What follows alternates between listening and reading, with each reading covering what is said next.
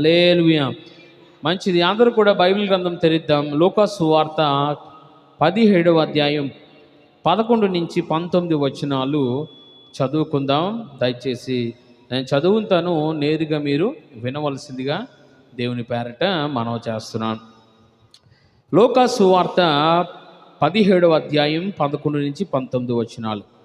ఆయన యెరూషలేమునకు ప్రయాణమై పోవచ్చు సమరయ గలిలయ మధ్యగా వెళ్ళుచుండెను. ఆయన ఒక గ్రామంలోనికి వెళ్ళుచుండగా 10 మంది కుష్టు రోగులు ఆయనకి ఎదురుగా వచ్చి దూరమున నిలిచి, యేసు ప్రభువా, మమ్ము కరుణించుమని కేకలు వేసిరి. ఆయన వారిని చూచి, మీరు వెళ్ళి మిమ్మును యాజకులకు కనుపరుచుకొనుడని వారితో చెప్పాను. వారు వెళ్ళుచుండగా శుద్ధులయ్యిరి.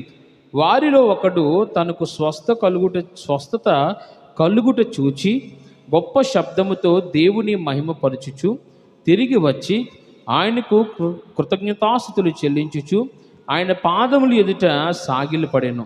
వాడు సమరయుడు. అందుకు యేసు, 10 మంది శుద్ధులైరు కారా? ఆ 9 ఎక్కడా? ఈ అన్యుడు తప్ప దేవుని మహిమపరచుటకు తిరిగి వచ్చిన వాడెవడును అగుపడలేదని చెప్పి, నీవు లేచి పొమ్ము, నీ విశ్వాసము నిన్ను స్వస్థపరిచెను అని వానితో చెప్పాను. స్తోత్రం చెప్దాం అందరూ కూడా. హల్లెలూయా, హల్లెలూయా. మనం చదువుకున్న లేఖన భాగంలో ఈ లేఖన భాగం ఎవరు రాస్తున్నారు అంటే లూకా గారు. ఈయన ఎవరు అని అంటే ఒక అన్యుడు. ఎవరండి? నా వైపు చూడండి అందరు కూడా, ఇక బైబిల్ వైపు కాదు, నా వైపు చూడండి అందరు కూడా. ఈయన ఎవరు అంటే ఒక అన్యుడు. బైబిల్ ఎంతమంది రాశారు అంటే 40 మంది రాశారు. ఎంతమంది అండి చెప్పాలి? ఇవి చాలా బేసిక్ నాలెడ్జ్ తెలుసుకోవాలి. 40 మంది ఈ బైబిల్ గ్రంథాన్ని రాశారు. మీ చేతిలో ఉన్న ఆ బైబిల్ గ్రంథం అయితే 40 మందిలో 39 మంది యూదులే రాశారు. అర్థమవుతుందండి?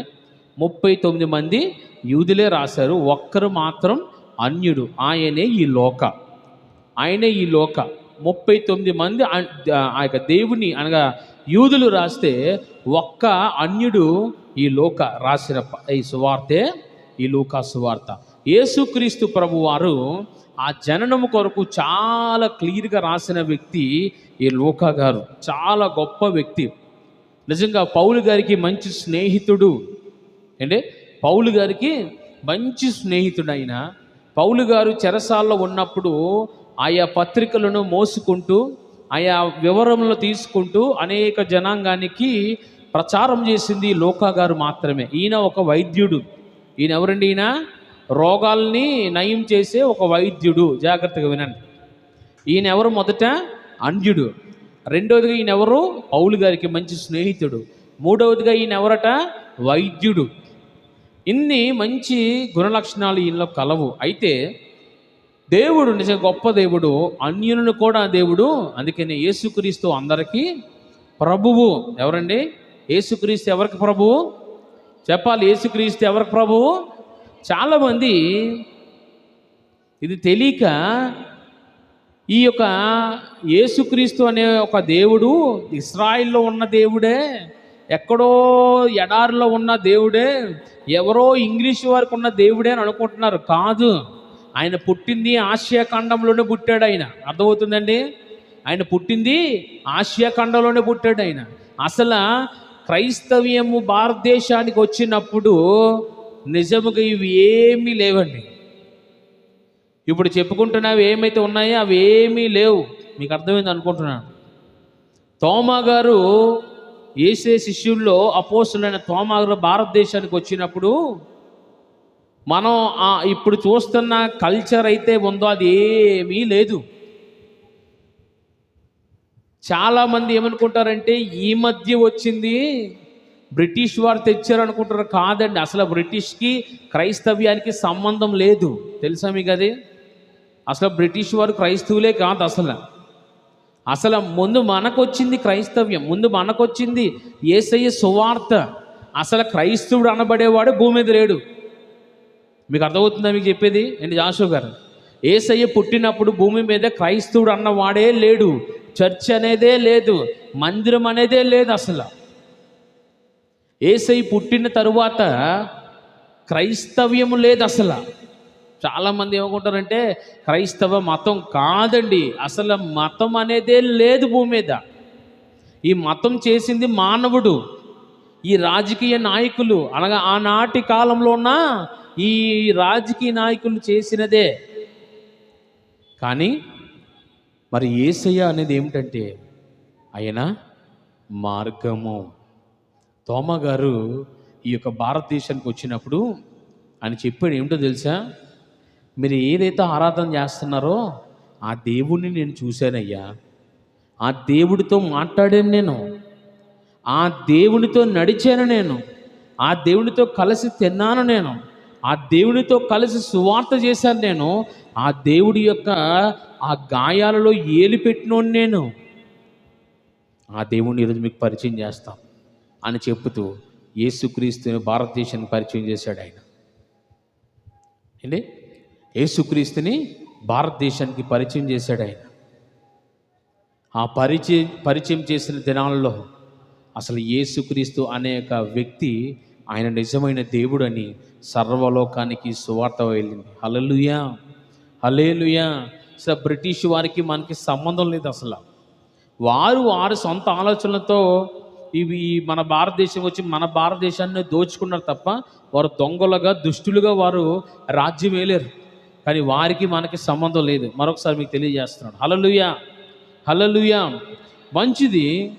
ఎందుకు ఈ పరిచయం చేశానంటే మీకు దేవుడు పక్షపాతి కాదు అండి. ఒక యూదులకే నేను దేవుడిని అనలేదు ఆయన అండి. సర్వలోకమునికి మనందాలు చదువుకున్న లేఖన భాగంలో సర్వలోకముకు నీవు మహారాజు అయి ఉన్నావు. ఎవరండి ఆయన? ఎవరటండి? సర్వలోకానికి మహారాజు. ఇప్పుడు చెప్పండి, ఎవరు ఈ లోకానికి రాజు? చెప్పండి, ఎవరండి? యేసయ్య. ఆయన ఏలుబడిలో మనందరం ఉన్నాం, అంతేనా కదా? ఒకవేళ మనకు పెద్దలు అవ్వచ్చు, లేదా మనకు పేరున్న వాళ్ళు అవ్వచ్చు, లేదా మనం దేవుళ్ళు దెయ్యాలు అనవచ్చు, వారందరికీ ప్రభు ఎవరు? ఆయనే. ఏంటి, ఎవరండి? ఆయనే మహారాజు. ఆయనతో ఆయన ఏలుబడిలో మనం అందరం బ్రతుకుతున్నాం, అంతే. అది తెలుసుకోవాలి, అంతే. ఎప్పటికైనా సరే ఆయన ఏలుబడిలోకి వెళ్ళాల్సిందే ఎవడైనా సరే. మంచిది. యేసుక్రీస్తు ప్రభు వారు అందరికీ ప్రభువు. ఏంటి, పేతురు ఏమంటున్నాడు? యేసుక్రీస్తు అందరికీ ప్రభువు, కొందరికి కాదు. ఎంత గొప్ప దేవుడు అంటే ఒక వేశ్యను ఒక అన్యురాలను దేవుడు తన సొంత జనాంగములో కలుపుకున్నాడు. యేసయ్య పుట్టడానికి కారణమయ్యారు వారి సంతానంలో. చాలామంది ఏమాడతారంటే, దేవుడు అన్నవాడు ఎలాంటి వాళ్ళతో ఉంటాడా? పాపులతో భోజనం చేస్తాడా? వేశ్యలతో దేవుడు కూర్చుంటాడంటే అవును. దేవుడు అనేవాడు వారితో కూర్చోకపోతే, వారితో భోజనం చేయకపోతే వారి రక్షణ ఎక్కడి నుంచి వస్తుంది? నువ్వు నీతి మంత్రి పరిశుద్ధుడు అయితే నువ్వు ఒక్కడ వెళ్ళాలా పరలోకానికి? నువ్వు ఒక్కడే స్వర్గానికి వెళ్ళిపోతావా? మరి పాపుల సంగతి ఏమిటి? మరి పాపంతో నిండిన వారి సంగతి ఏమిటి? వారిని ఎవరు విడిపిస్తారు? వారిని విడిపించడానికే యేసయ్య భూమి మీదకి వచ్చాడండి. ఆనాటి కాలంలో కూడా ఎవరికి నచ్చలేదు యేసయ్య అంటే. ఇదేంటి, మనం పరిశుద్ధులం కదా, మన ధర్మశాస్త్రాన్ని బోధించేవారం కదా, మనతో ఉండాలి, మనతో తినాలి, మనతో తిరగాలి, అంతేగాని వెళ్ళి పాపులతో సుంకరులతో ఈ సమరలతో ఉంటాడేంటి ఈయన? చాలామంది ఆలోచన అదే. అలాగే యేసుక్రీస్తు ప్రభువారు తన పరిచర్య విధానంలో ముందుకు వెళ్తున్న సందర్భంలో అక్కడ ఒక సంఘటన జరిగింది. మనం చదువుకున్న లోకాసు సువార్త 17వ అధ్యాయం 11 నుంచి 19లో ఉన్న మాట. 10 మంది ఎవరంటే అండి, కుష్టు రోగులు. చెప్పండి ఆ మాట ఎవరో గట్టి చెప్పాలి మీరు. కుష్టి రోగులు చూసారు ఎప్పుడైనా? వారిని చూడలేదా? ఎవరైనా మీరు చూసారు లేదా? చూడలేదు ఎప్పుడు కుష్టి రోగుల్ని? చూసారు? ఎలా ఉంటారు చెప్పండి వాళ్ళు?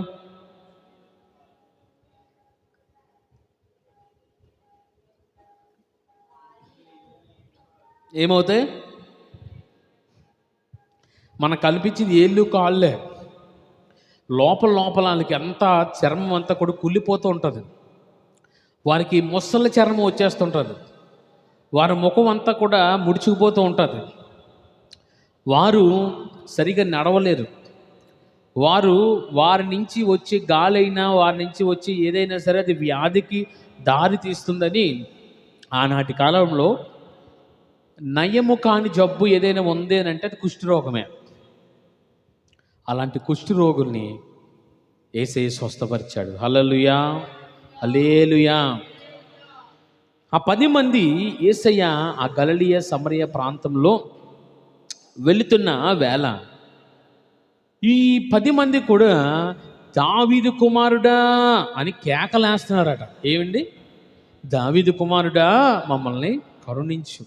ఎందుకంటే అప్పటికే యేసయ్య భూమి మీద ఎన్నో అద్భుత కార్యాలు జరిగించాడు, ఎన్నో సూచక్రియలు జరిగించాడు. ఆ నోట ఈ నోట అవి విని ఏమయ్యారండి? యేసయ్య అనే ఒక వ్యక్తి ఉన్నాడట, ఆయన దగ్గరికి వెళ్తే ఆయన స్వస్థపరుస్తారని విన్న వీరు దావీదు కుమారుడు మమ్మల్ని స్వస్థపరచు అనగాలే యేసుక్రీస్తు ఏమన్నారండి? వెళ్ళి మీ దేహములను యాజకులకు కనుపరుచుకోండి అని చెప్పినప్పుడు ఆ మాట నమ్మి వీరు వెళ్తున్న మార్గంలో ఏమైందంటే 10 మందికి కూడా స్వస్థత వస్తుందట. వేళ్ళు వచ్చేస్తున్నాయట, కాళ్ళు వస్తున్నాయట, ఆ కాళ్ళకి ఏళ్ళు వస్తున్నాయట, చర్మం పసిపిల్లల దేహం అయిపోతుందట. వారికి ఉన్న రోగం విడిచిపెట్టి వెళ్ళిపోతున్నప్పుడు ఆ 10 మందిలో ఒకడు జ్ఞాపకం చేసుకున్నాడంట, ఒకడు గ్రహించాడంట. అరే, నా చెయ్యి మామూలుగా అయిపోతుంది, నా కుష్టంతా పోతుంది, నా ఒంటి మీద మచ్చలు పోతున్నాయి, నాకున్న అనారోగ్యం పోతుంది అని చెప్పి ఒకసారి గ్రహించిన వెంటనే అమ్మో అని తిరిగి వెనకాతలకు పరిగెడుతున్నాడట. ఎక్కడికి? యేసయ్య దగ్గరికి. జాగ్రత్తగా వినండి.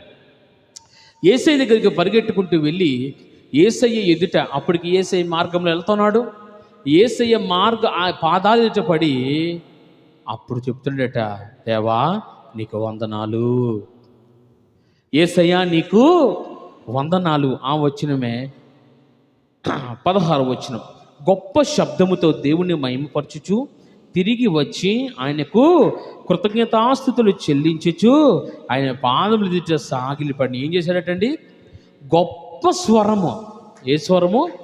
బిగ్గరగా కేకలు వేసి యేసయ్య నన్ను స్వస్థపరిచాడు రో అని పెద్ద కేకలు వేసుకుంటూ యేసయ్య దగ్గరకు వచ్చి ఆయనకు వందనాలు చెప్పి స్తుతించి సాగిలి పడిపోయాడట. స్తోత్రం చేద్దాం అందరూ కూడా. హల్లెలూయా, హల్లెలూయా. ఏంటి ఈ రోజులో ఒకవేళ మనకు అలా జరిగింది అనుకోండి, నిజంగా మన దేవుని దగ్గరికి వస్తామా? ఏంటి జాషు గారు? ఏంటి దేవుని దగ్గర రాగలమా మనం? మన కష్టాలు మన బాధలు అన్నీ తీసిన దేవుణ్ణి నిజంగా స్తుతించగలమంటారా?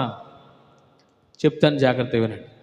బిగ్గరగా గొప్ప స్వరంతో దేవుని స్తుతిస్తున్నప్పుడు అప్పుడు యేసయ్య ఏం చేయాలి?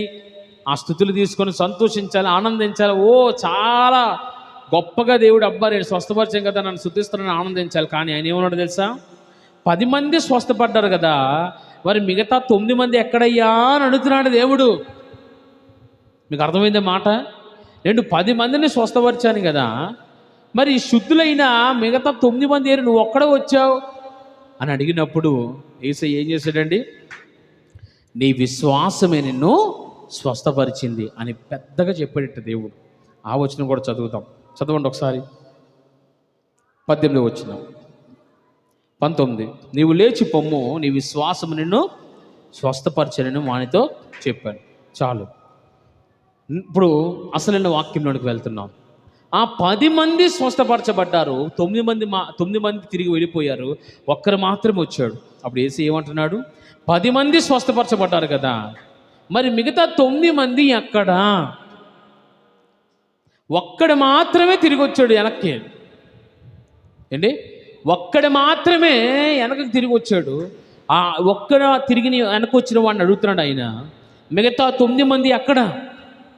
అప్పుడు యేసయ్య వాడిని చూచి ఒక మాట అన్నాడు. ఏంటంటే, కుమారుడా నీ విశ్వాసము గొప్పది, నీ విశ్వాసము వల్ల నీవు స్వస్థత పొందుకున్నావు. స్తోత్రం చెప్తాము అందరూ కూడా. హల్లెలూయా, హల్లెలూయా. చూడండి, ఆ 10 మందికి కావాల్సింది ఏమిటి? స్వస్థత. 10 మందికి ఏం కావాలి? ఆరోగ్యం. 10 మందికి ఏం కావాలి? లోకములో మంచి జీవితం. ఆ 10 మందికి కూడా మేము స్వస్థపరచబడి మా కుటుంబం కలిసి మెలిసి మేము ఉండాలి అని ఆలోచన చేశారు. 10 మందికి స్వస్థత కలిగింది. కానీ ఒక్కడు మాత్రం గ్రహించాడు. ఏంటంటే, నేను స్వస్థత పొందుకోవడమే కాదు, తిరిగి నా యేసయ్యని నేను చూడాలి, నా యేసయ్య దగ్గరికి వెళ్ళాలి అని తిరిగి యేసయ్య దగ్గరికి వెళ్తూ యేసయ్య పాదాల దగ్గర పడ్డాడు. చూసారా? యేసయ్య ఏమన్నాడు తెలుసా? నీ విశ్వాసము నిన్ను స్వస్థపరిచింది. స్తోత్రం చెప్తా. హల్లెలూయా, హల్లెలూయా. అసలు విశ్వాసము స్వస్థపరచడం ఏమిటి? ఏంటి? ముందు వాళ్ళు స్వస్థత పొందుకోలేదా? అమ్మ చెప్పాలి జాగ్రత్త. యేసయ్య ఏంటి వాళ్ళు స్వస్థపరచలేదా? ముందు స్వస్థపరిచాడు. కానీ మరలా ఎందుకు ఆ వ్యక్తిని అంటున్నాడు? నీ విశ్వాసము నిన్ను స్వస్థపరచును అని. ఏంటి? యేసయ్య 10 మందిని స్వస్థపరిచాడు కదా, మరి మరలా తిరిగి వ్యక్తితో ఎందుకు ఆ మాట అంటున్నాడు ఆయన? నీ విశ్వాసం నిన్ను స్వస్థపరిచింది అని అంటే జాగ్రత్తగా వినండి. విశ్వాసం అనేది ఏంటంటే నిరీక్షిస్తున్న వాటికి నిజస్వరూపములు ఆధారములై ఉన్నవి. అసలు విశ్వాసం అనేది ఏమిటో తెలుసా? నీ ఆత్మకు రక్షణ ఇచ్చేది. హల్లెలూయా, హల్లెలూయా. అసలు యేసుక్రీస్తుని ఎందుకు నమ్ముకోవాలని అంటే ఒకే ఒక మాట, నువ్వు ఎందుకు విశ్వసించాలి అంటే ఆయనే లోకరక్షకుడు, ఆయనే నా పాపములన్నీ క్షమించి నా ఆత్మను రక్షించి పరలోకమును చేరుస్తాడు, ఆయన మాత్రమే అని విశ్వసిస్తేనే నువ్వు పరలోకాన్ని చేరుకోగలవు. ఇక్కడ యేసయ్య మాట వాడుతున్నాడు ఏమని?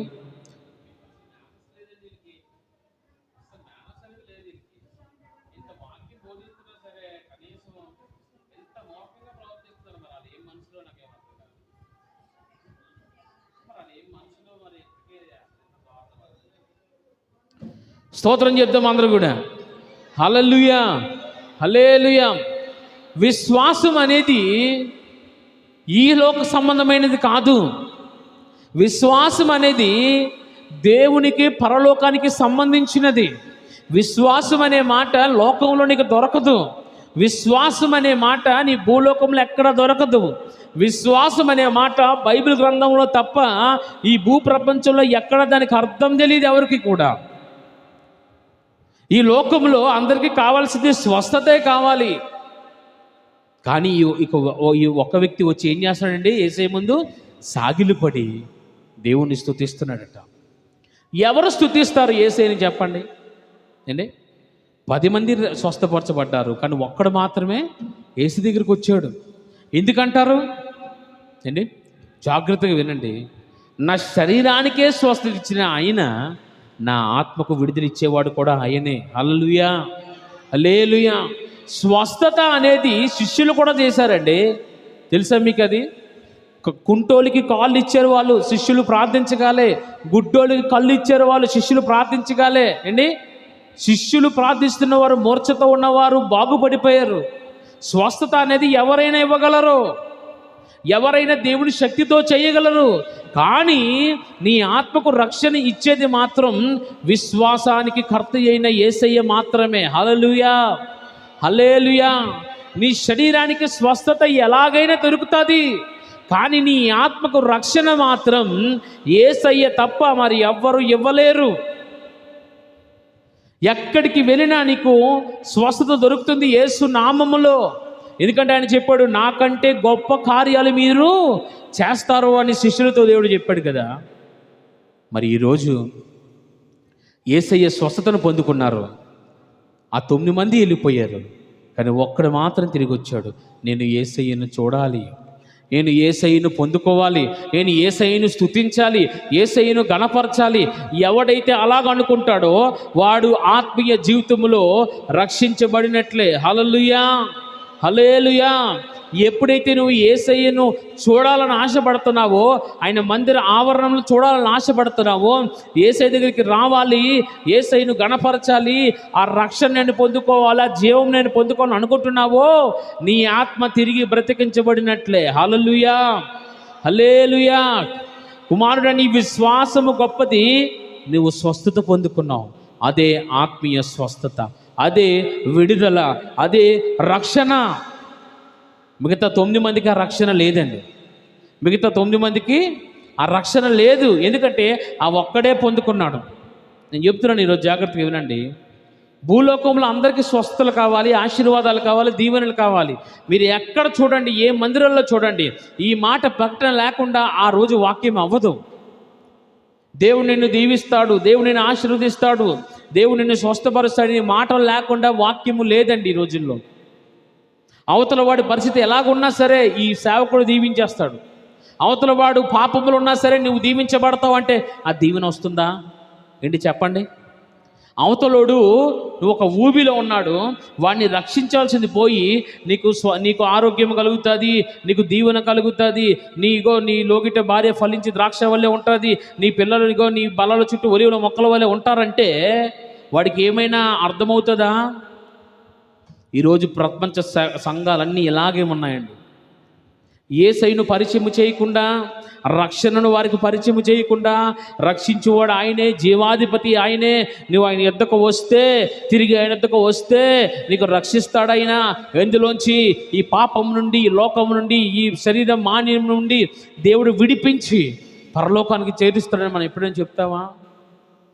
యావత్ ప్రపంచంలో ఏ సంఘంలోనైనా సరే ఏం ముద్దిస్తారు? నువ్వు ఏసే దగ్గరికి రా, నీకు స్వస్థత వస్తుంది. స్వస్థత వచ్చినాడు ఏం చేస్తాడు? స్వస్థత పొందుకొని తిరిగి వెళ్ళిపోతాడు. ఏసే దగ్గరికి మరి రాడు.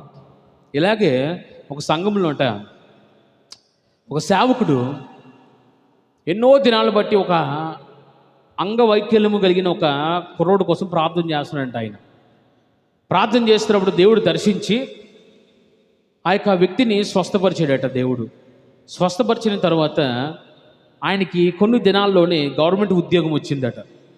ఆ ఉద్యోగం వచ్చిన తర్వాత చాలా చక్కగా తొలి దినాల్లో మంచిగా దేవుని సన్నిధి విడవకుండా ప్రతి ఆదివారమే కానీ శుక్రవారమే కానీ దేవుని సన్నిధిలో ఉంటూ, ప్రభువా నన్ను స్వస్థపరచు, నన్ను ఆరోగ్యం ఇచ్చి, నన్ను కాపాడావు అని దేవుడికి కృతజ్ఞత కలిగి జీవించిన వ్యక్తి కొన్ని దినాలుగా మందిరంకి రాలేదట. ఏమయ్యా మందిరంకి రావటం లేదని సేవకుడు అడిగితే, అయ్యా నన్ను క్షమించండి, కొద్దిగా పని భారం అయిపోవడం వల్ల రాలేదు, నన్ను క్షమించండి అయ్యా అని పదే సేవకుడు ఉందని చెప్తుండేవాడట. కొన్ని దినాలకి పూర్తిగా రావడం మానేశాడట. అప్పుడు సేవకులు వారి ఇంటికి వెళ్ళి, అయ్యా ఎందుకయ్యా నీకు ఒకప్పుడు అంగవైకల్యంతో నిన్ను దేవుడు స్వస్థపరిచాడు కదా, దేవునికి మంచి ఉద్యోగం ఇచ్చాడు, మంచి భార్యని పిల్లల్ని ఇచ్చాడు కదా, దేవుని వెనక పెట్టద్దు, దేవుని స్తుతించు, దేవుని కనపరచు, కృతజ్ఞత కలిగి ఉండు, ఆయన మందిరం విడిచిపెట్టద్దు అంటే, అయ్యా మీకు కావాల్సింది కానుకే కదా, ఇదిగోండి తీసుకోండి అని చెప్పి కానుక ఆయన చేతిలో పెట్టడం జరిగిందట. అప్పుడు సేవకుడు తిరిగి, నేను కానుక కోసం కాదయ్యా నీ దగ్గరికి వచ్చింది, నీ ఆత్మ నశించిపోతుంది, దేవునికి దూరం అయిపోతుంది, నువ్వు ఒకవేళ ఎలా జీవిస్తే జాగ్రత్త, నీ ఇంటి మీద కీడు రాబోతుంది, నువ్వు దేవుని విడిచిపెట్టి లోకం వైపు వెళ్తున్నావు, నీ పనే నీకు దేవుడయ్యాడు, నీ భార్య పిల్ల నీకు దేవుళ్ళు అయిపోయారు, నీ కానుక కోసం కాదు నేను వచ్చింది, కానుకలు దశంభాగాల కోసం కాదు నేను ఇక్కడికి వచ్చింది, దయచేసి నీ కానుక నువ్వు తీసుకో అని చెప్పి ప్రార్థన చేసి వెళ్ళిపోయాడు. కొన్ని దినాలకి జరిగిన సంఘటన ఇది. కొన్ని దినాలకి ఏ కాలు అయితే అంగవైకల్యంతో బాధపడుతున్న వ్యక్తి స్వస్థపరచబడ్డాడో అదే కాలు ఇరిగిపోయిందట యాక్సిడెంట్లో. జరిగిన సత్యం. ఇదేమి దేవుడు చంపేస్తాడని కాదండి, కాపుదల లేకపోవడం. నీకు స్వస్థత ఇచ్చిన దేవుణ్ణి ఆరాధించకుండా, రక్షణ ఇచ్చి దేవుణ్ణి నీవు మహిమపరచకుండా దేవునికి దూరం అయితే, అదే ఏ కాలు అయితే ఆయనకి అంగవైకల్యంతో ఉందో అదే కాలు యాక్సిడెంట్ ఇరిగిపోయిందట. అప్పుడు పాస్టర్ గారికి ఫోన్ చేసినట్టు, అయ్యా మీరు చెప్పారు నేను వినలేదయ్యా, ఇప్పుడు నా కాలు ఇరిగిపోవడం వల్ల ఉద్యోగం పోయింది, నా భార్య పిల్లలు అనాథులు అయిపోయారంటే పాస్టర్ గారు ఇంటికి వెళ్ళి ఏడ్చి ప్రార్థన చేశారట. అయ్యా మరొక అవకాశం దయచేయి కానీ. ఎందుకు ఈ మాట మీకు తెలియజేస్తుందంటే, దేవుడు కొన్నిసార్లు మనకు అవకాశం ఇస్తాడు. నీకు మంచి జీవితం ఇచ్చాడు, దేవుడు స్వస్థపరిచాడు, ఆశీర్వదించాడు, నడిపించాడు, ఇంత గొప్పగా దేవుడు నడిపిస్తున్నాడు, దీవిస్తున్నాడు కదా. మరి మన దేవునికి ఏమి ఇవ్వాలి అండి? దేవుడు ఏం అడుగుతున్నాడు? డబ్బులు ఏం అడుగుతున్నాడా? కాదు కదా. దశంభాగాలు తెండని అడుగుతున్నాడా? కాదు కదా. ఒకవేళ కానుకలు అయ్యండి లేకపోతే మీకు శాపం వచ్చేదని అంటున్నాడా? లేదు కదా. మరి ఏమడుగుతున్నాడు ఆయన? నీవు నా దగ్గరికి వస్తే, నీకు ఇప్పటిదాకా శరీరానికి సంబంధించిన ఆరోగ్యం ఇచ్చాను, ఒకవేళ నీవు నా దగ్గరికి వచ్చి నీ పాపమును ఒప్పుకుంటే నీ ఆత్మకు రక్షణ ఇవ్వడానికి నేను సిద్ధంగా ఉన్నాను. హల్లెలూయా, హల్లెలూయా. చూడండి, ఏమీ లేని సమయంలో దేవుడు అన్నీ మనకి ఇచ్చాడు అంటే, ఏమీ లేని సమయంలో అన్నీ దేవుడు మనకి ఇచ్చాడు కదా. మరి ఇప్పుడు అన్నీ ఉన్నప్పుడు మనం ఏం చేయాలట? మరెక్కువగా దేవుని సన్నిధిలో మనం కనబడాలి, మరెక్కువగా మనం దేవుణ్ణి మనం ఆరాధన చేయాలి, మరెక్కువగా మనం దేవుణ్ణి స్తుతించాలి. ఏమీ లేనప్పుడు ఎంతో దీనత్వంతో, ఎంతో దీనుడిగా తగ్గించుకొని బ్రతకం కదా. అన్నీ ఉన్నప్పుడు కూడా మనం తగ్గించుకునే బ్రతకాలి. దేవుని సన్నిధికి ఎలా రావాలట మనం అండి? ఎలా రావాలట? సిద్ధపాటుతో రావాలి. మనల్ని మనం సరి చేసుకుంటూ దేవుని సన్నిధికి రావాలి. ఈ 10 మంది శుద్ధులయ్యారు కదా, మరి మిగతా 9 మంది ఏరయ్యా అని అంటే, ఏమో నాకు తెలియదు. కానీ దేవుడు ఆ ఒక్క వ్యక్తిని బట్టి నీ విశ్వాసమే నిన్ను స్వస్థపరిచింది. శరీరానికి కాదు, నీ ఆత్మకు కూడా విడుదల దొరికింది. నీ ఆత్మ కూడా పాపం నుండి విడుదల దొరికింది. ఇదిగో నీ ఆత్మ కూడా ఈరోజు రక్షణ యేసయ్య నీకు ఇచ్చాడు. పరలోకానికి మార్గం ఆయనే. నీవు ఆయన్ని ఆశ్రయించావు, ఆయన్ని కోరుకున్నావు. నాకు ఆయనే కావాలని తిరిగి ఆయన వద్దకు వచ్చావు కదా. ఎంత గొప్ప దేవుడు, ఎంత గొప్ప జీవితం దేవునికి ఇచ్చాడు ఏంటి. ఈరోజు ఎలాగున్నాం మనం? ఒక పాట, ఒక ఆరాధన ఏంటి. చాలామందికి ఇదే. ఏ మందిరాల్లో చూడండి, ఎక్కడ చూడండి చెత్త పేరుకుపోయింది. ఏమిటో చెత్త తెలుసా? పాట పాడాలి, ఆరాధన చెయ్యాలి, ప్రార్థన చెయ్యాలి, వాక్యం వినాలి, కానుక వేయాలి, దశంభాగం వేసి వెళ్ళిపోవాలి. ఇదేనా క్రీస్తుకు ఆరాధన? ఎక్కడైనా చూడండి. ఇంకొన్ని చోట్లయితే ఇక్కడ నిలబడిన సేవకుడు కూడా ఏం దశంభాగం తేపోతే నీకు అదే అయిపోద్ది, ఇదే అయిపోద్ది అని చెప్పి లేనిపోని శాపాలు పెట్టడం ఏంటి. ఆ రోజు కానీ మరి కావాల్సిన అవసరాలు రాకపోతే సంఘాన్ని తిట్టడం. సంఘం ఎలాగనుకుంటుంది? ఒక ఆదివారం వెళ్తే చాలు, నేను మందిరానికి అయిపోయింది నా పని. ఒక్క ఆదివారం నేను బ్రతికితే చాలు, మిగతా వారం రోజులు ఎలా తిరిగినా పర్లేదు అని అడిగినోడు లేడు అన్నట్టు తిరుగుతున్నారు రోజు. ఏంటి ఇందుకా అంటే దేవుడు నీ కొరకు ప్రాణం పెట్టింది. నువ్వు ఎలా విచ్చలవిడిగా తిరగడానిక దేవుడు నీ కొరకు రక్తము కార్చి శిలువ మరణం పొంది ఆ 3వ దినం తిరిగి లేచి నీకు జీవం ఇచ్చింది దేని కొరకు ఏంటి? ఆయన దగ్గర ఉన్నవన్నీ పొందుకొని విచ్చలవిడిగా తిరగమని కాదు. ఈరోజు ఒక పాటలు పెట్టి పాటలతోనే మొత్తం క్రైస్తవ్యాన్ని కంపు పట్టించేశారు. పాటలు మంచి మ్యూజిక్ ప్లే చేస్తుంటే ఓహో ఆహా అని చెప్పి ఒక్కొక్కరు గాల్లో తేలిపోతున్నారు. వాక్యం ఒక్క మొక్క ఎక్కదాడికి, ఒక్క మొక్క వెళ్ళదు మనసులోకి. వారిని అలా చేస్తుంది ఇక్కడ నించున్న పాస్టర్ గారులేనండి. ఏంటి 10 మంది శుద్ధులయ్యారు కదా, ఒక్కడు వచ్చే మిగతా వాళ్ళు ఏంటి? మిగతా వాళ్ళకి దేవుడు వద్దు, మిగతా వాళ్ళకి యేసయ్య వద్దండి, రక్షణ వద్దు. వాళ్ళకి కావాల్సింది ఆ డిస్కో డ్యాన్స్ పాటలు, ఏంటి ఆ కేకులు, ఆ పండగలు, ఆ ఆచారాలు, ఇవే తప్ప సంఘాలు 10 సంఘాలు నాకున్నాయి అని పేరు చెప్పుకొని డప్పు వాయించుకోవడమే. అందులో ఒక్కడికి జీవం ఉండదండి. అందులో ఒక్కడికి జీవం ఉండదు. నిజంగా చెప్తున్నాను. ఆ చెప్పిన పాస్టర్ గారికి జీవం ఉండదు, ఇక సంఘం ఏం బాగుపడుతుంది? జాగ్రత్త. దేవుడు గమనిస్తున్నాడు. ఇదిగో ఆయన త్వరగా వస్తున్నాడు, జాగ్రత్త. పాస్టర్ గారులు ఏం గొప్పోలేం కాదు, అర్థమవుతుందా? చాలా బాధాకరమైన ఒక విషయం చెప్పి నేను ముందుకు వెళ్తాను, జాగ్రత్త. ఎవరైనా MVP కాలనీలో ఒక సేవకుడు ఉన్నాడు. ఇది చెప్పాలి, చెప్పకపోతే అది నా మనసు ఒప్పుకోవట్లేదు. ఒకరోజు ఇలాగ ప్రార్థన అవుతుందట.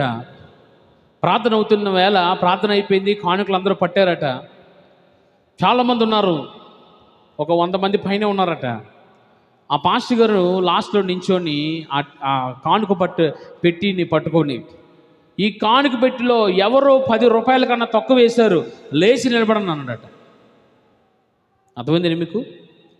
ఎవరు ఈ యొక్క కానుక పెట్టిలో 10 రూపాయల కన్నా తక్కువ వేశారో లేచి నిలబడని అన్నాడట. బిక్కుమని ఒక 3 లేచారట. లేచిన తర్వాత ఆ సేవకుడు అన్న మాట ఏంటంటే చాలా బాధ కలిగించింది. చాలా అనకూడని మాట. ఏమే నీవిచ్చిన ఈ 10 రూపాయలతో నేను బ్రతకాలా అని ఆ 3 ఏకవచనంతో మాట్లాడేట సేవకుడు. ఎంత దౌర్భాగ్య స్థితి ఇది అండి. కానుకల కోసమా, దశంభాగాల కోసమా ఈ సేవకుడు పని చేస్తున్నాడు? ఏమే నువ్వు ఇచ్చిన ఆ 10 రూపాయలతో నేను బ్రతకాలా అని ఒక తల్లి వయసున్న ఆవిడని ఈ వ్యక్తి అంటుంటే ఎంత బాధ కలుగుతుందండి మనకి, చెప్పండి. ఏంటి ఎవరికి ఉందాలని వేస్తాం ఏంటి, వెయ్యకపోయినా పర్లేదు. అందుకే నేను పాట తీసేసాను. కానుకల పాటలు ఏది లేదు, నచ్చిన వాళ్ళు వేస్తారు, లేదంటే లేదంతే. ఏంటి అంటున్న వ్యక్తి, అయ్యో నా తల్లే కదా, ఆమె దగ్గర లేదే, ఆర్కే బీచ్లో పల్లీలు అమ్ముకుని బతుకుతుంది ఆమెను అంటున్న మాట, ఏమే నువ్వు ఇచ్చిన 10 రూపాయలతో ఎలా బతకాలే? ఎంత దౌర్భాగ్య స్థితి అండి. ఆయన సేవకుడా? ఇటు సేవకుడా? గజ్జ దొంగ, దేవుని నామమును దూషిస్తున్నవాడు గజ్జ దొంగ. ఆయన సేవకుడు కాదు. తర్వాత ఏమైంది తెలుసో చెప్తాను, జాగ్రత్త వినండి. సంఘాన్ని ఎప్పుడు కూడా శపించకూడదు. సంఘాన్ని ఎప్పుడు కూడా నువ్వు ఇలాగ అయిపోతావు, అలాగే అయిపోతావు, కాలు రాలిపోద్ది, చెయ్యి ఊడిపోద్ది చెప్పకూడదు. ఏమైనా తెలుసా, 40 లక్షలతో ఇల్లు కట్టుకుని ఇల్లు పోయింది, భార్య బిడ్డలు వదిలిపోయారు, ఎంతో ఇష్టంగా కొనుక్కున్న కారు ఈఎంఐలో పోయింది, మందిరం పోయింది, సంఘం ముక్కలైపోయి పోయింది. ఇప్పుడు చెప్పండి ఆ పరిస్థితి ఏమైంది? ఈరోజు సంఘాలు ఉన్నాయని విర్రవీగిపోతే దేవుడు మెడ తిప్పేస్తాడు, జాగ్రత్త. ఆయనకు కావలసిన సంఘాలు కాదు, ఆయన నువ్వు నిజముగా పరిచయం చేస్తున్నావా? సంఘాన్ని నువ్వు ఎలా నిలబెడుతున్నావు క్రీస్తు ఎదుట? డబ్బుల కోసం పీడిస్తున్న సేవకుడా, జాగ్రత్త, నాశనం నీకు దగ్గరలో ఉన్నది. నా కళ్ళారా చూసిన వ్యక్తి అండి ఆయన. దేవునికి కృతజ్ఞత కలిగి లేకపోతే ఏంటి, ఎప్పటికీ కూడా అయ్యా నా జీవితం ఈ విధంగా నన్ను క్షమించు ప్రభువా, నన్ను స్వస్థపరచు, దేవుని కృతజ్ఞత కలిగి ఉండాలి మనం.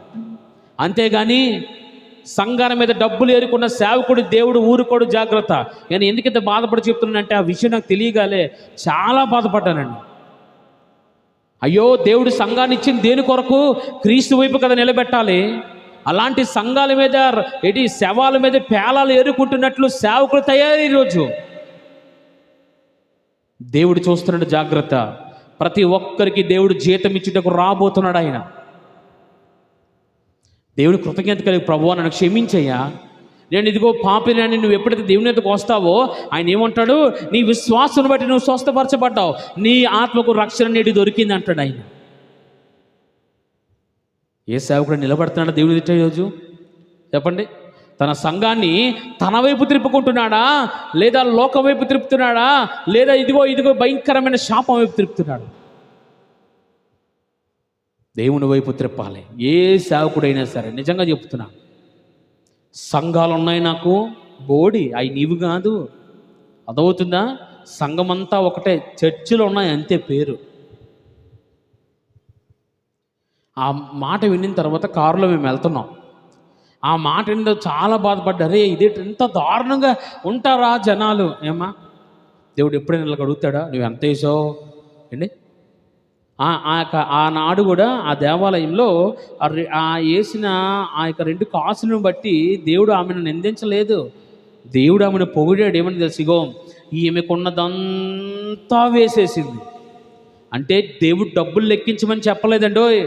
ఆమె సమర్పణ ఎంత గొప్పది అండి. ఆమెకున్న సమర్పణ ఎంత గొప్పది ఆమెకు. ఈరోజు డబ్బులతో పరిచర్యలు చేస్తున్నారు, డబ్బుల కోసమే. వద్దండి అస్సలు. మనం మందిరంకు రావడం కూడానా ఏదో ప్రభువుని దీవించే, ఆశీర్వదించే, నాకు కోట్లు ఆశించి వద్దు, ఇవేమి కూడా వద్దు అసలు. దేవుని దగ్గర మాటే మనం పలకొద్దు, ఒకే ఒక మాట పలుకుదాం, ప్రభువా నన్ను రక్షించు. చెప్పండి మాట, చెప్పండి గట్టిగా, ప్రభువా నన్ను రక్షించు. ఏంటి మరి నేను బాప్తిజం పొందుకున్నాను కదా నేను రక్షించాలి? లేదు లేదు లేదు. రక్షణ అనేది ఆత్మకు, బాప్తిజం అనేది శరీరానికి. నువ్వు ప్రజలందరి ముందుకు యేసయ్య నా రక్షకుడు అని ఒప్పుకొని నువ్వు పొందుకున్న బాప్తిజం, అందులోంచి నువ్వు రక్షణలోకి వెళ్ళాలి. అంతేగాని రక్షణ పొందేసుకున్న రక్షణ ఏంటి రక్షణ? రక్షణ అనేది పాపమును విడిచిపెట్టి, లోకమును విడిచిపెట్టి, యేసుక్రీస్తు సమాధి చేయబడి ఇదిగో 3వ దిన నువ్వులు తిరిగి లేవడమే కదా. సిలువకు నిన్ను అప్పగించుకోవడమే రక్షణ. ఆయన ఏం చెప్తున్నాడు? 10 మంది శుద్ధులయ్యారు కదయ్యా, మిగతా 9 మంది ఏరి? మిగతా 9 మంది ఎక్కడ పోయారు? ఈరోజు దేవుడు అడుగుతున్నాడు, మిమ్మల్ని నేను ఎంతగా దీవించి ఆశీర్వదించేసా, ఇదిగో శాపం నుండి పాపం విడిపించాను కదా, ఎక్కడ మీరు ఏ స్థితిలో ఉన్నారు ఈరోజు? అయ్యా నేను క్రిస్మస్కి వస్తాను, లేదా నేను ఫస్ట్కి వస్తాను అని అంటావా? ఈరోజు క్రిస్మస్ భక్తులు ఎక్కువైపోయారు, ఏంటి ఫస్ట్ భక్తులు ఎక్కువైపోయారు. జాగ్రత్త. పండగలు ఆచారాల క్రైస్తవుడికి పనిచేయవు. పండగలు ఆచారాలు ఆయన ఆనవాయితీలు, ఈ క్రిస్మస్లు, గుడ్ ఫ్రైడేలు ఏంటి, ఈస్టర్లు, ఇవన్నీ కూడా రక్షణ లేకపోతే ఎందుకు ఈ పండగలు చేసి నువ్వు భోజనాలు పెట్టుకొని అందరిని పిలుచుకొని ఎందుకు? నీకు రక్షణ లేకపోతే నువ్వు ఎందుకు చేసి? నువ్వు ఎప్పుడు చేయాలో తెలుసా? ఇదిగో చూడండి, ఆ పడిపోయిన నాణెము దొరకగానే ఆమె ఏం చేసిందట? తన సహోదరులందరినీ పిలిచి మంచి భోజనం పెట్టిందట. అప్పుడు పెట్టు, నీతో పాటు వారందరూ రక్షించబడతారు. హల్లెలూయా, హల్లెలూయా. నిజంగా నేను ఆ సంతోషం కలిగి ఉన్నాను కాబట్టే అనేక మందిని పిలుచుకుంటాను నేను. ప్రభువా, నీవేగా నన్ను రక్షించకపోయి ఉంటే, నీవే నన్ను కానీ పిలవకపోయి ఉంటే ఈరోజు నేను లోకంలో పడిపోదునేమోనయ్యా. ఈరోజు నేను ఒకవేళ ఒక వ్యభిచారణ దొంగగా అయిపోదునేమో. నన్ను రక్షించిన విధానం బట్టి అందుకే ఈరోజు నా ప్రజల్ని, నా బంధువుల్ని ఫస్ట్కి అందరినీ పిలుస్తున్నాను. ఎందుకు పిలుస్తున్నాను భోజనాలకి? ఈరోజు నేను రక్షించబడ్డాను, నా సంతోషం మీరు అందరూ పొందుకోండి అని చెప్పి పిలుస్తున్నాను అందరికీ కూడా. ఆ సంతోషం మీకు కలగాలి. హల్లెలూయా, హల్లెలూయా. గొప్పగా దేవుని స్తుతించాలి. వారందరినీ కూడా ప్రభువా ఏంటి ఆ నాణ్యము పోయినప్పుడు వెతికినప్పుడు దొరికిన నాణ్యాన్ని బట్టి ఆమె ఏం చేసిందట, తన స్నేహితురాళ్ళందరినీ పిలిచి, ఇదిగో పోయిన నాణ్యము తిరిగి నాకు దొరికింది కాబట్టి రండి సంతోషిద్దామని మేకను కోసి భోజనాలు పెట్టింది. ఈరోజు నువ్వు ఎలా ఉండాలట, రక్షణ ఆనందం నీలో కలగాలి. అనేకులు ఇదిగో రండి రండి రండి, నా బ్రతుకును మార్చాడు దేవుడు. అంటే ఆ సమరయ స్త్రీ ఏం చేసిందో తెలుసా? ఒక్క మాటకు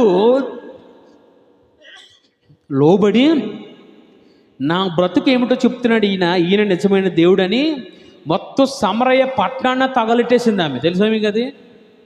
మొత్తం సమరయ పట్టణాన్ని వెళ్ళి తీసుకుని వచ్చేసింది ఏసే దగ్గరకు.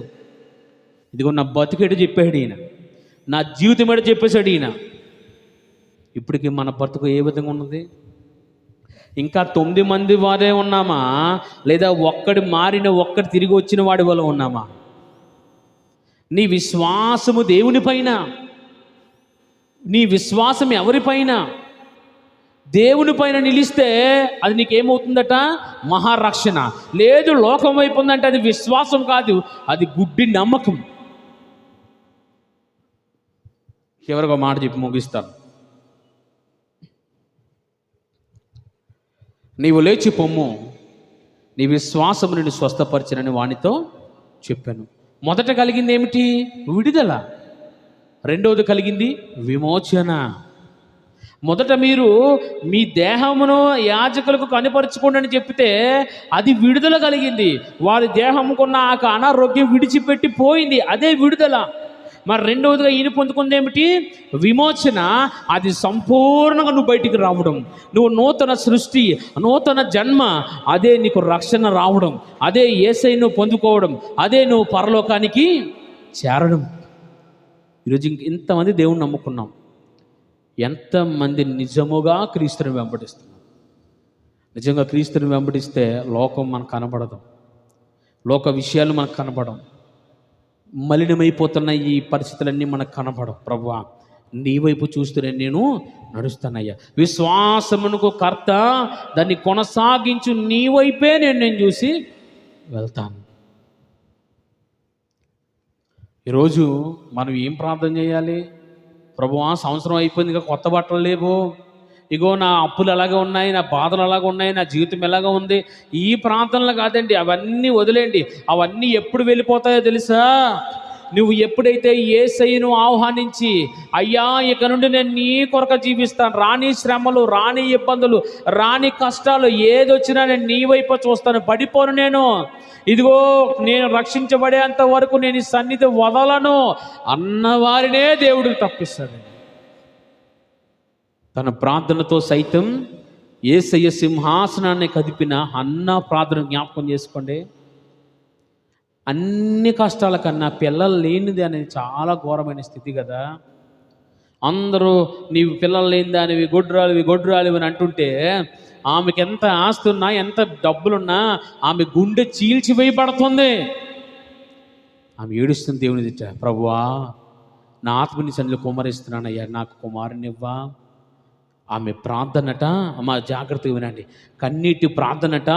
పరలోకంలో సభ జరుగుతుందట, ఆ సభలో ఉన్న యేసయ్య సింహాసనాన్ని ఊపివేసిందట. ఎంత గొప్ప ప్రార్థన! హల్లెలూయా, హల్లెలూయా. మన ప్రార్థనకు కనీసం ఈ రేకులు కూడా దాటదు కదా. ఏంటి? మన ప్రార్థనకు కనీసం మన ఒంటి మీద ఉన్న ఎంటుకు కూడా ఊగదు కదా. అలాంటిది ఆమె ప్రార్థన సింహాసనాన్ని కదిపిందంటే ఎంత గొప్ప ప్రార్థన. ఈరోజు మన ప్రార్థనలు ఎలా ఉన్నాయి చెప్పండి? ఎలా ఉన్నాయి మన ప్రార్థనలు? కొట్టే కట్టే తెచ్చినట్టు ఉంది పరిస్థితి. ఇప్పటికైనా దేవుని వద్దకు వద్దాం. అయ్యా నన్ను మార్చయ్యా, నన్ను సంపూర్ణంగా నాకు విమోచనివయ్యా, ఈ లోకం నుండి, లోక మలిన్యం నుండి అయ్యా ఈ పరిస్థితుల నుంచి నాకు విమోచనివి, నన్ను రక్షించు అన్నవారిని దేవుడు రక్షిస్తాడు. స్తోత్రం. ఆమేన్. మోకరిద్దాం.